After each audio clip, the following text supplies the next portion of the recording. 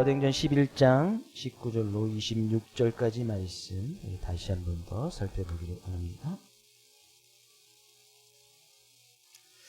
제가 한 절, 여러분이 한 절 함께 교독하겠습니다.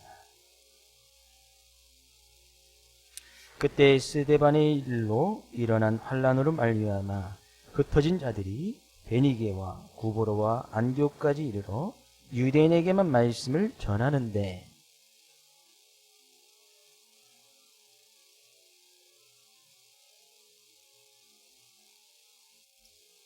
주의 손이 그들과 함께 하심에 수많은 사람들이 믿고 주께 돌아오더라.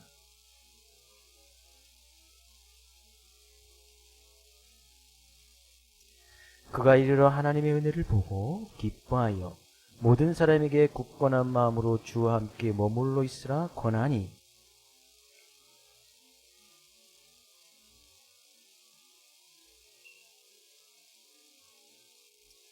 바나바가 사울을 찾으러 다소에 가서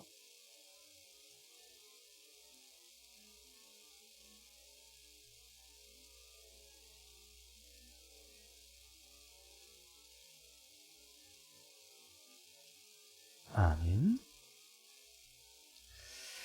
한 2주 전쯤에 중국에 이제 선전시라는 곳이 있는데요. 선전시의 한복판에 높이가 222m 되는 지하 4층, 지상 75층 되는 규모의 초고층 빌딩 SEG 프라자 빌딩이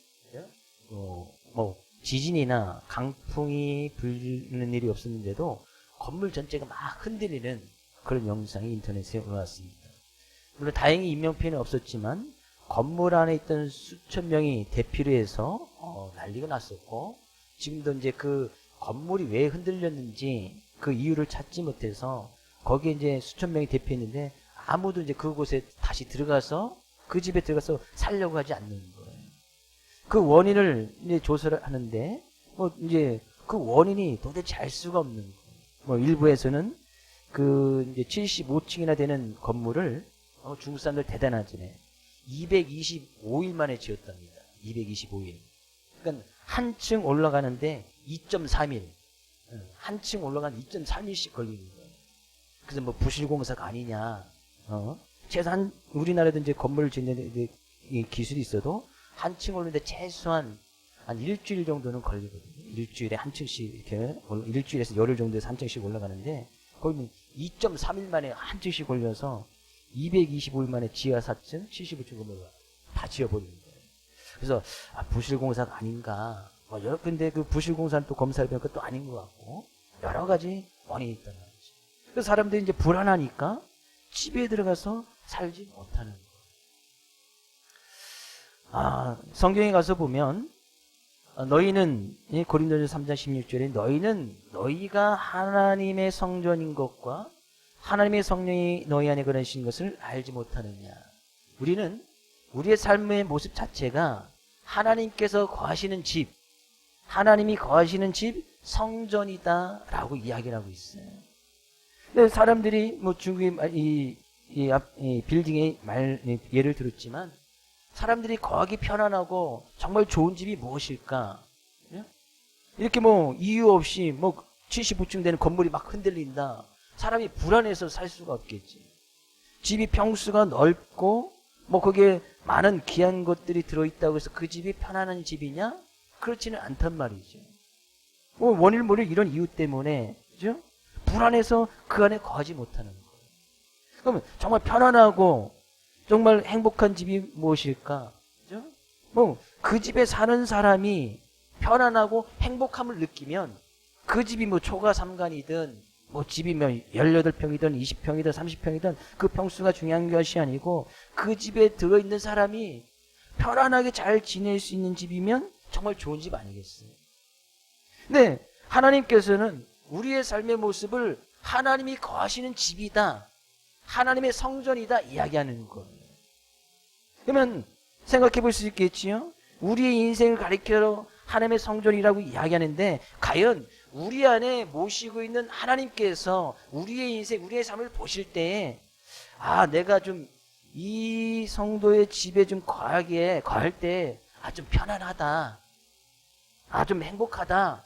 우리 안에 계신 성령님께서, 하나님께서 그렇게 느끼실까요? 아니면, 내가 좀 이 집에 좀 거하는데 좀 불편하다. 좀 어색하다. 좀 불안하다. 우리 안에 계신 성령님께서 그렇게 느끼실까요?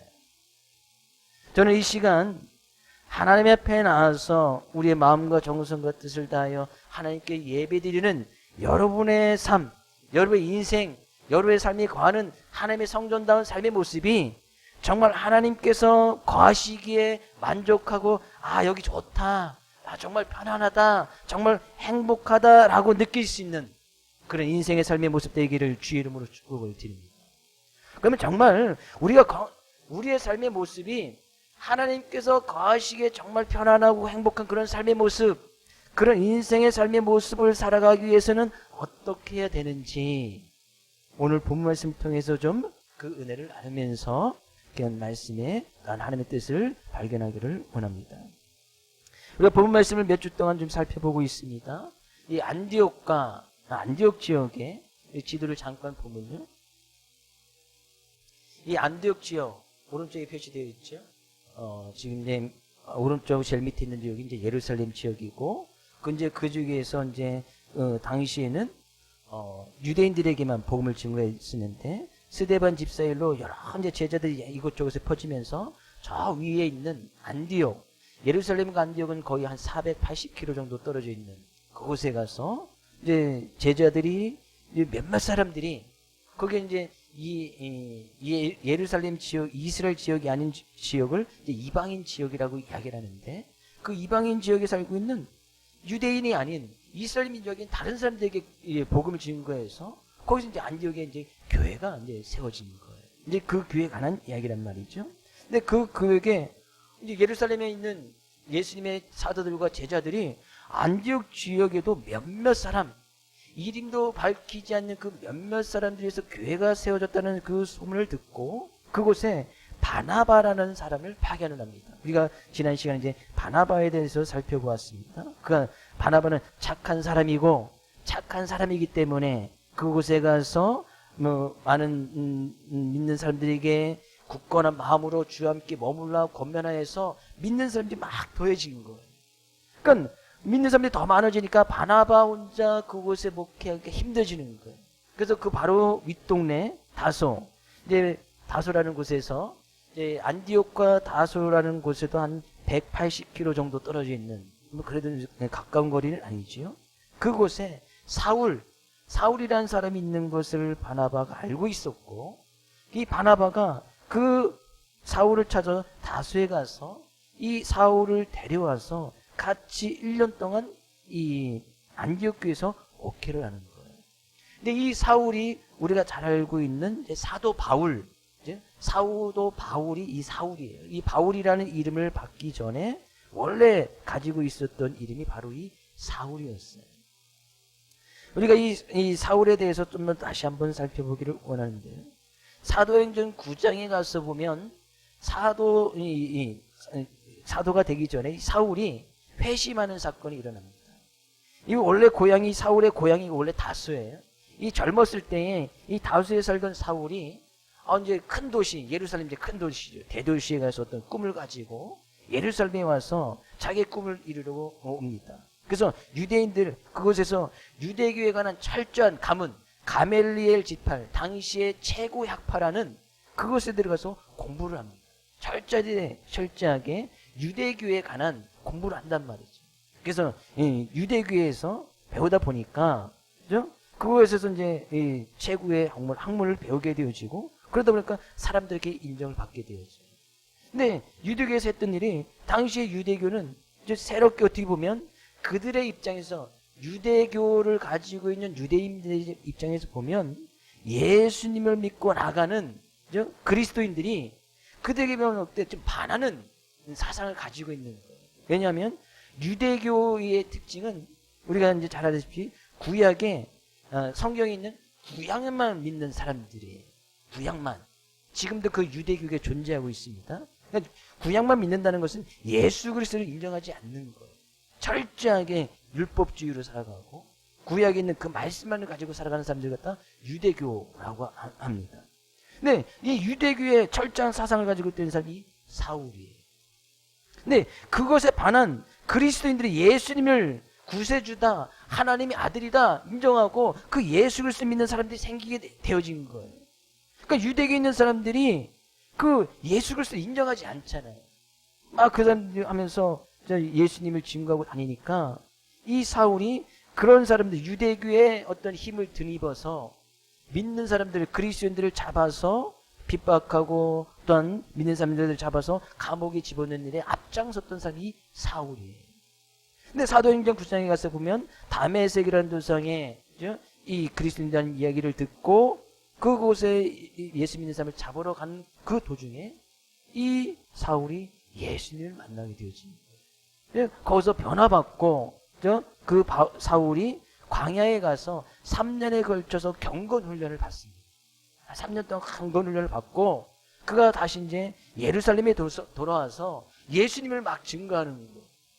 아니 얼마 전까지만 해도 좀 믿는 사람들 막 핍박하고 다녔는데 이 사울이 경건 훈련을 받고 와서 예수를 믿어야 된다고 하고 그 예수님을 증거하니까 아무도 그 말을 믿어준 사람이 없는 거예요. 혹시나 저렇게 증거하다가 나 예수 믿는 사람이다 이야기하면 혹시 잡아서 감옥에 데려가거나 또 자기를 핍박하는 것이 아닐까? 사울의 말을 그 누구도 믿어주지 않는 거예요. 더 이상 예루살렘에서 살 수가 없었어요. 그래서 바울이 어쩔 수 없이 자기의 고향 다소로 다시 돌아갑니다. 그죠? 다소에 돌아가서 이 바나바를 만나기 전까지 13년 정도 거기서 아무것도 할 수가 없었어요. 그가 거기서 무엇을 했는지 성경은 기록하고 있지 않지만 그 전에 그냥 거기서 원래 이제 고향이니까 거기 이제 부모님의 친구들이나 형제들이면서 거기서 그냥 근근히 먹고 사는 일을 아마 했었을 것 같아요. 13년 동안 그렇게 집거 생활을 하는 거예요. 네, 그것을 누가 알고 있었느냐? 이 바나바라는 사람이 알고 있었어요. 안디옥에서 열심히 목회를 하다 보니 주님께 믿는 사람들이 더해지다 보니까 그것이 너무나 힘들어서 또 예수님 만나서 변화되었던 이 사울이 다수에 있다는 그 이야기를 듣고 그 사울을 데리고 와서 같이 교회에서 열심히 목회를 하고 큰 무리를 가르쳤다는 얘기예요. 이 모습을 사울의 입장에서 보면 이것이 얼마나 큰 하나님의 은혜인지 모릅니다. 자기를 인정해주고 자기를 불러주는 사람이 아무도 없었어요. 자기를 예수 믿는 사람이다 예수님을 증거했을 때에 그 길을 믿어준 사람이 아무도 없었어요. 나의 인생은 이제 큰 꿈을 가지고 예루살렘에 갔지만 나의 삶은 이제 끝났구나. 절망이 되고 실패의 삶의 삶으로 생각했던 그때에 다시 새로운 삶, 새로운 목회의 길로 인도해서 그를 이끌어내었던 사람이 바로 바나바인 거예요. 사울은 예수님을 만났을 때부터 전적인 하나님의 은혜를 누렸고 지금 광야에서 3년 또 지금 자기의 고향에서 한 13년 정도 집거 생활을 하는 가운데 바나바를 만나게 하신 것도 전적인 하나님의 은혜인 거예요. 그 모든 은혜를 누리면서 바나바와 같이 안디옥에서 목회를 감당했을 때 얼마나 열심과 열정적으로 그 은혜를 증거하면서 예수 그리스도를 증거하였을까요? 그러니까요. 큰 무리를 가르쳤더니 26절 가서 볼까요? 만남에 안디옥에 데리고 와서 둘이 교회에 1년간 모여 있어 큰 무리를 가르쳤고 그들이 공동 목회를 하면서 큰 무리를 가르칠 수 있는 그런 큰 은혜를 누리게 되었다는 거예요. 그것이 전적인 하나님의 은혜인 거예요. 바나바 또한 그런 은혜를 누렸고 사울 또한 지금 이제 본격적으로 이제 사도 바울이라는 이름을 갖기 전에 이 사울이 그런 하나님의 은혜를 누리면서 정말 귀하고 소중하게 그런 귀한 목회를 안디옥에서 하고 있었단 말이죠. 우리의 삶의 모습 또한 그런 하나님의 은혜 아니겠습니까? 하나님께서 우리를 택하여 불러주시고 자녀 삼아주시고 또한 이 시간도 주님 앞에 나와서 하나님을 예배케 하신 그 모든 것이 하나님의 은혜가 아니고는 말할 수가 없는 거예요. 우리가 어떻게 예수님을 만나고 그 예수님 믿게 되었습니까? 근데 우리를 또 불러주시고 우리 안에 하나님의 성령이 거하시는 하나님의 성전다운 삶. 하나님께서 우리가 늘 동행하시겠다는 거예요. 우리가 늘 함께 하시겠다는 거예요. 우리를 늘 보호해 주시고 인도해 주시겠다는 거예요. 그런 은혜를 누리게 하신 것은 전적인 하나님의 은혜 아니고는 말할 수가 없는 거예요. 우리는 그 은혜 때문에 주님 앞에 나와서 지금 예배를 드리고 그 은혜 감사함으로 나간다 그래요. 이런 전적인 하나님의 은혜를 늘 잊지 않고 살아가는 우리 사랑하는 모든 손님 될 수 있기를 주의 이름으로 축복드립니다. 근데요, 바나바와 사울이 안디옥에서 1년간 이렇게 목회를 하는데 26절 뒷부분에서는 이렇게 이야기를 하고 있습니다. 제자들이 안디옥에서 비로소 그리스도인이라 일컬음을 받게 되었더라. 여기 이제 비로소라는 것은 최초로, 처음으로라는 그런 뜻입니다.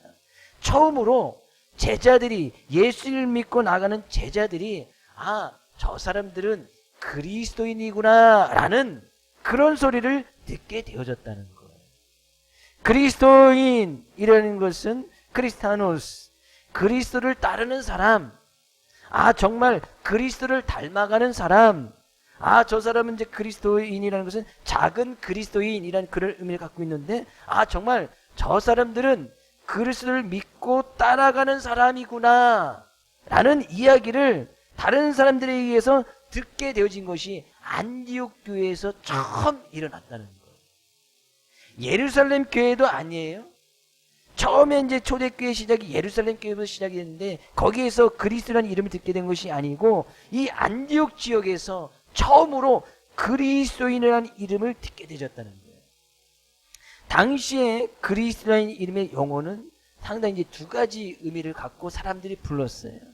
어릴 때 믿는 사람들 보고 그리스도인이라 이렇게 이야기했느냐 하면 어떤 이제 믿지 않는 사람들이 기독교에 대한, 예수 믿는 사람들에 대한 어떤 거부감을 지니고 있어서 그 사람들을 멸시하고 경멸하고자 할 때 저 사람들 그리스도인들이야 이렇게 비하하는 말로 이렇게 그리스도인이라 불렀습니다. 보통 이제 지금 이 시대에서는 이렇게 그리스도인 이야기하자고 예수쟁이다, 저 사람 예수쟁이야 이렇게 이제 부르잖아요.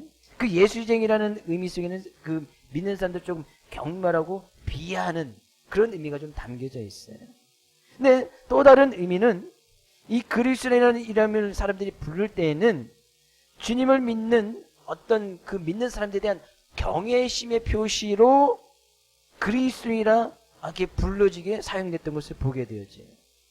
자신들은 예수님을 믿지 않고 주님을 믿지 않지만 자신들과 달리 예수 믿는 사람들을 보니까 예수 믿고 나가는 그런 모습을 보니까 삶이 좀 뭔가 다른 거예요. 저 사람들 정말 예수 믿는 교인들이 맞구나. 저 사람들 좀 뭔가 좀 구별되어진 삶을 살아가는구나. 저 정도의 삶을 살아가는 사람이라면 정말 믿을 만한 사람이구나 라는 어떤 존경의 표시로 그리스도인이라 불렀단 말이에요. 네, 오늘 본문 말씀에 나와서 안디옥 교회에서 비로소 그리스도인이라 일컬음을 받게 되었을 때 그 그리스도라는 의미는 분명히 그 사람들을 경멸하거나 비하하기 위해서 그리스도인을 부른 것이 아니고 그들 정말 경외하고 존경스러운 마음으로 그리스도인이라고 불려졌음에 분명합니다. 왜냐면요, 그곳에서 처음으로 그리스도라는 이름이 분명되어졌을 그 당시 우리의 모습을 좀 살펴보면 우리가 좀 역사 공부를 조금 해야 되는데요. 당시 이제 안디옥 지역이나 예루살렘 지역이나 그 밑에 이제 아프리카 일부 지역, 인도 지역까지 당시는 로마의 모든 영향력권에 들어있는 당시 어떤 최고의 힘과 권력을 가지고 있던 나라가 바로 로마예요. 이탈리아 로마.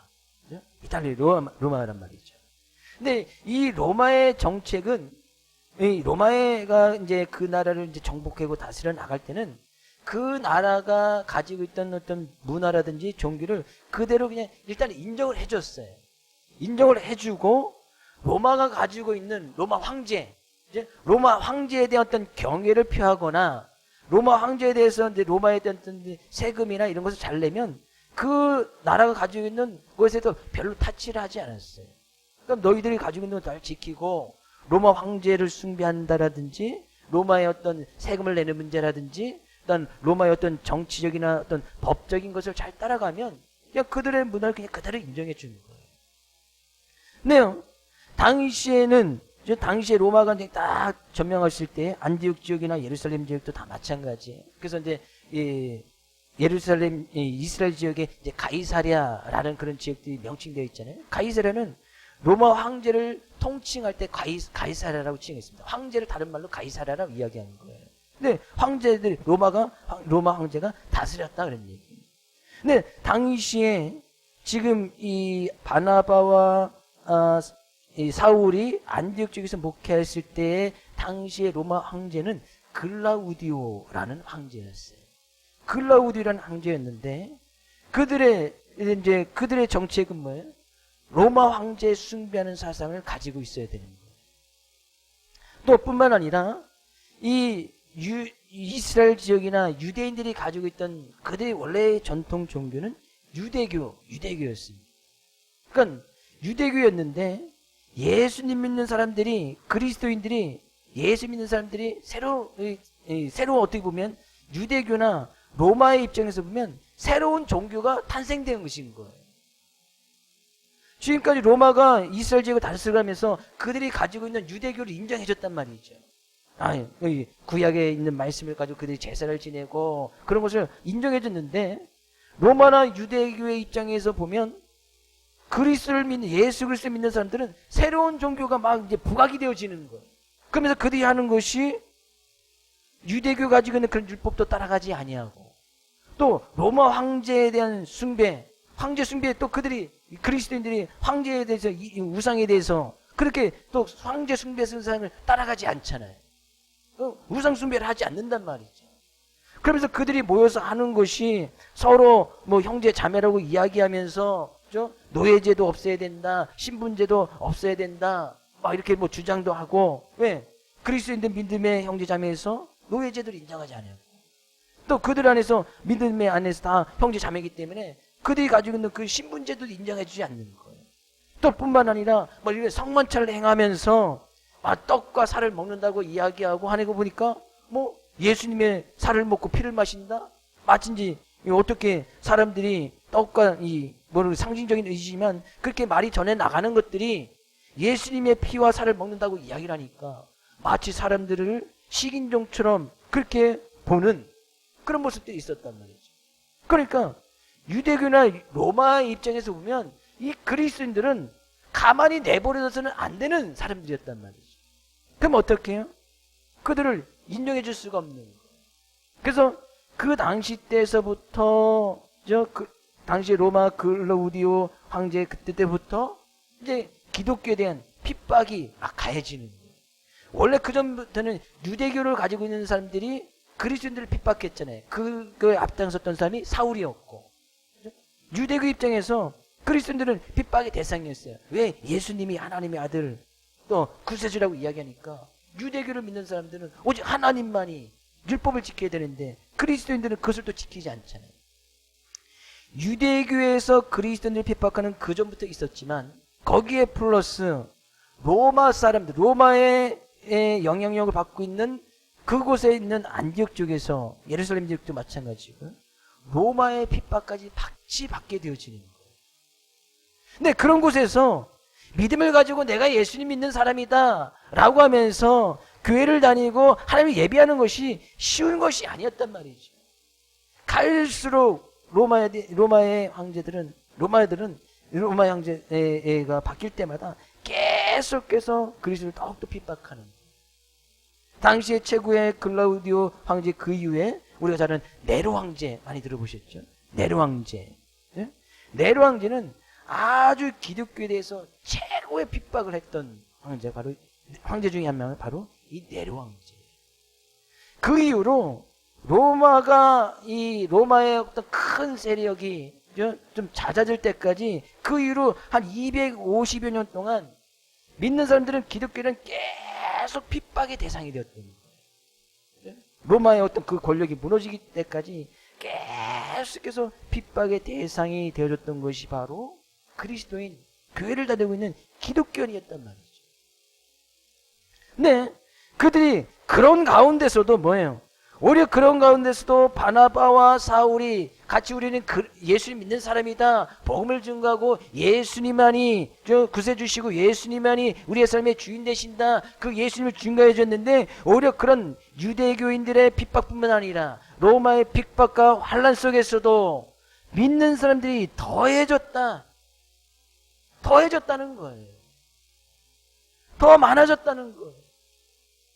당시에요, 기독교 역사에 가서 보면요, 이 바나바라는 사람도 나중에는 자기의 고향에 가서 목회를 하면서 구브로라는 지역이 바나바의 고향이거든요.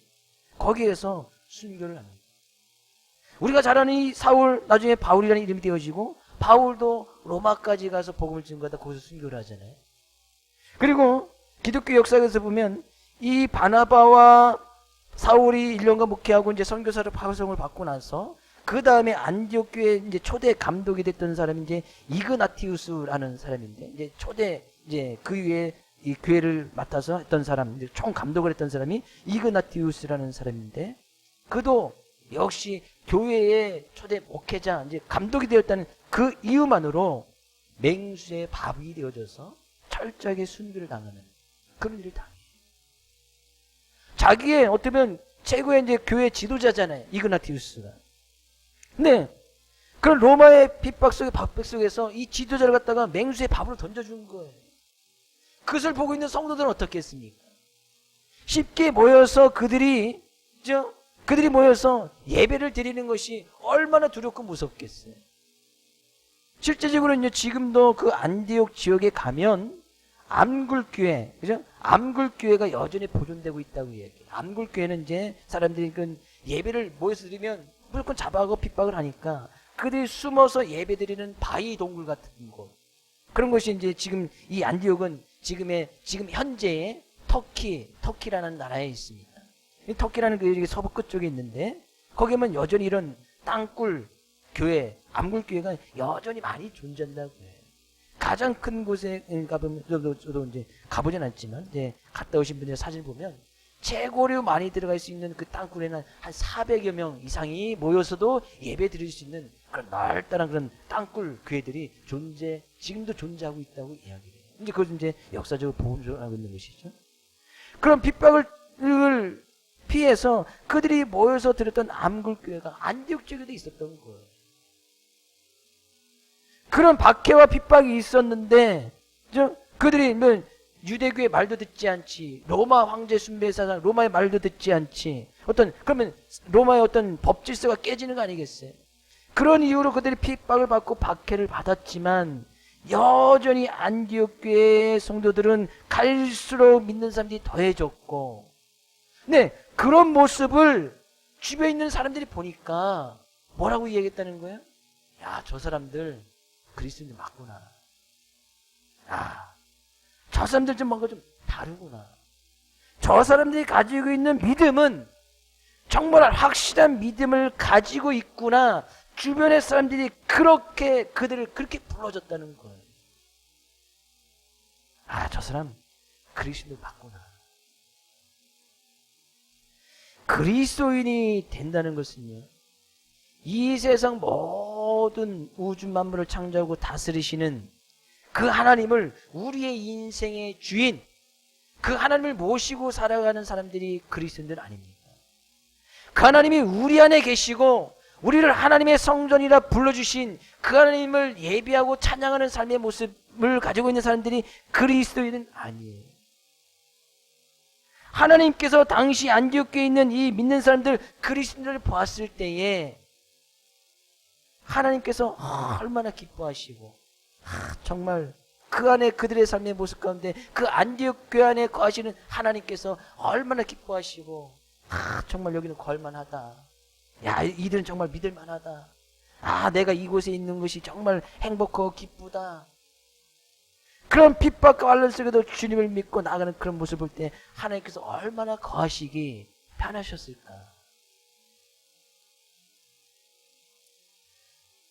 우리는 그리스도인이 맞습니까?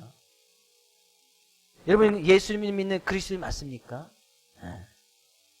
안디옥 교인들은 큰 환난과 핍박 속에서도 주님을 믿고 주님께 돌아온 이후에 주의 은혜로 그런 환난과 비폭 속에서 기쁨과 즐거움이 넘치는 그런 믿음의 삶의 모습을 통해서 열심히 달려갔다는 거죠. 그러니까 비로소 사람들이 그리스도이다 말해줬다. 내가 내 스스로 나는 그리스도이다 라고 이야기하는 것이 아니고 내 주변에 있는 사람들이, 믿지 않는 사람들이 내 당신을 보니까 정말 그리스도인이 맞군요. 당신을 보니까 정말 예수쟁이가 맞군요. 우리를 비하고 경멸해서 하는 말이 아니라 정말 경외하고 존경스러운 마음으로 인정해 주는 마음으로 그런 소리를 듣고 살아가느냐, 그런 얘기. 많은 사람들이요, 그리스도인들에 대한 박해와 시기는 끝났다. 우리나라에도 뭐 예수 믿는 것이 뭐 자유롭잖아요. 믿느냐 안 믿느냐. 그리스도에서 뭐 핍박하거나 뭐 믿는다고 뭐 감옥에 집어넣거나 뭐 그러지 않지요? 그러면 큰일 나죠. 우리나라 뭐 900만 1000만 되는 그리스도인들이 가만히 있지 않겠지. 오래전에 박해와 시기는 끝났다고 말하는 사람이 있습니다. 과연 그것이 사실인가요? 그렇게 말하는 사람이 있다면 그 사람 정말 예수를 믿는 그리스도인이 예수님을 따라가는 예수쟁이의 모습을 살아본 적이 없는 사람이에요. 정말 내가 예수쟁이로 예수님 믿는 그리스도를 살아가면 핍박과 박해가 없습니까? 뭐 겉으로 드러나기에는 감옥에 가지 않지요. 겉으로 들어가기에는 누가 우리를 뭐 동물의 밥으로 던져주진 않지요. 근데요, 내가 정말 예수쟁이로 예수 그리스도를 믿는 사람으로 살아가면 왜 핍박이 없습니까? 예수쟁이로 믿고 살아가면 직장생활 어떻습니까? 마음 편히 잘할 수 있어요? 뭐 친구들 관계 좀 어때요? 친구들이 좀 이렇게 뭐 요란스럽게 예수 믿어 좀 적당히 좀 믿지. 우리가 어떤 일을 구할 때나 직장 구할 때는 또 어때요? 아무 일이나 다 할 수 있어요? 아무거나 다 먹을 수 있어요? 아무거나 다 마실 수 있습니까? 아무거나 다 할 수 있어요? 아무런 행동에 다 할 수 있습니까? 이것으로 해서 우리가 절제되고 그것으로 해서 어려움을 당하고 그래서 우리가 환난을 당하고 핍박받는 일이 얼마나 많아요. 그것이 박해고 핍박 아니겠어요? 내가 예수님을 믿는다는 그 이유만으로 직장에서 또 일할 때도 친구 관계 문제, 또 가족 간에는 또 어때요? 가족 안에서 친척 친지들 간에서는 또 어때요? 친척들 모임에 또 제대로 갈 수가 있습니까? 뭐 제사 드릴 때 마음대로 가서 뭐 제사를 드릴 수가 있습니까? 어떤 모임에 가서 또 같이 뭐 제대로 잘 정말 그럴 때 정말 지혜가 필요하긴 하지만 그 마음대로 할 수 있는 것이 없잖아요. 그러면 친구들이나 가족들이나 친척들이, 직장의 상사들이, 동료들이 가만히 내버려 둡니까? 아유, 좀 적당히. 어느 교회 집사는 뭐 다드만. 어느 교회 누구는 뭐 그냥 예수 믿는다고 하면서 다드만. 교회만 다닌다고 사람들이 그리스도인이라고 인정해 주지 않는단 말이에요. 어느 교회 집사는 다드만. 라고 하고 그런 이야기를 듣는다면 그건 예수님 믿는 사람을 멸시하는 거 아니에요? 경멸하는 거 아니겠어요? 그런 의미에서 우리는 그리스도라는 이름을 들어서는 안 된다는 거죠. 어려움과 문제 속에서도, 어떤 직장의 문제에서도, 가족이나 친척의 문제, 그런 문제 속에서도, 내 일하는 문제 속에서도 내가 굳건히 예수님 믿는 그런 모습으로 굳건히 그리스도의 모습으로 서 나갈 때에 어려움과 혼란은 잠시를 받을 수 있겠지요. 왜 그렇게 직장 생활을 하느냐? 왜 그렇게 관계를 맺느냐? 왜 일은 그렇게 하느냐? 왜 주일날 나와서 뭐 같이 어울려야 되고 뭐 등반도 해야 되고 직장에서 막 그런 거 요구하잖아요. 등산도 가야 되고 막 해야 되는데 왜 같이 협력을 안 해주느냐?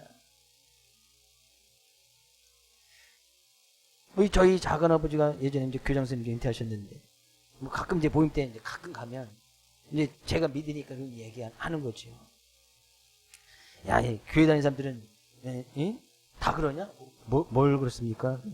왜 일요일 나와서 우리 단합 때 백구도 해야 되고 등산도 가야 되는데 믿는 사람들은 도통 나오질 않는다는 거예요. 단합이 안 된다는 거지. 협력이 안 된다는 거지. 믿는 사람은 왜 그러냐? 그러니까 저도 하는 말이죠. 넌 믿는데 이렇게 친척 모임도 잘 안 오고 뭐 제사도 엉망도 드리고 뭐 왜 그러느냐 뭐 그런 의미에서 저한테 빗대서 하는 말이죠.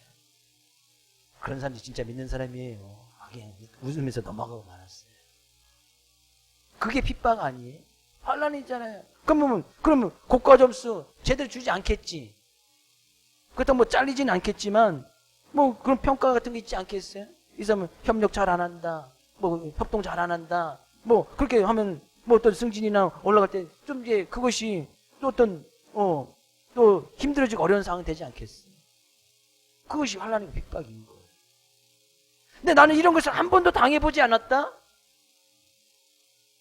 내가 정말 그리스도의 삶의 모습으로 살아가고 있는가? 나의 믿음과 나의 삶의 모습을 좀 되돌아볼 필요가 있다는 거예요. 정말 내 안에 계신 하나님께서 성령님께서 거하실 만한 내가 이곳에 거하는도 정말 편하다. 야 정말 하나님께서 인정하시기를 이 성도 정말 예수 믿는 사람이 맞구나. 하나님께서 그렇게 기뻐하실 만한 그리스도의 모습으로 살아가고 있는가. 우리의 믿음의 모습을 좀 되돌아볼 필요가 있다는 사실. 오늘의 예언의 말씀 이지하에서 이번 한 주간 진정한 그리스도의 모습으로 살아갈 수 있기를 주의 이름으로 축복을 드립니다. 우리 안에 계신 성령님께서 하나님께서 정말 내가 이 성도와 함께하기를 정말 잘했다. 내가 정말 이 안에 거하는 것이 정말 편안하다. 내가 여기 있는 것이 정말 행복하다라고 느낄 수 있는 그런 삶의 모습으로 살아가기를 주의 이름으로 축복을 드립니다. 우리 옆에 계신 성도님에게 성도님을 보니 그리스도인이 맞군요 이야기해 주세요. 맞는 것 같습니까? 뭐 옆에 계신 같은 성도님하고 이야기하는데 맞는 것 같습니까? 이번 한 주간도 그런 승리의 모습으로 어떤 어려움과 환경 속에서도 하나님께서 거하시는 성전다운 모습으로 조금 핍박 당해도 괜찮아요. 어려움 당해도 괜찮아요. 하나님 우리 안에 계시는 하나님께서 늘 함께 하시고 동행해 주신다 말씀하고 있으니 그 믿음으로 늘 승리하고 참다운 그리스도의 모습으로 안디옥 교회에서 최초로 그리스도라 일컬음을 받게 되는 많은 사람이 일어났듯이 우리 교회도 그리스도라 일컬음을 받고 진정한 참된 부흥과 또한 하나님께서 거하시는 성전다운 그런 교회 그런 성도들이 이번 한 주간에도 승리의 모습으로 살아갈 수 있기를 주의 이름으로 축복을 드립니다.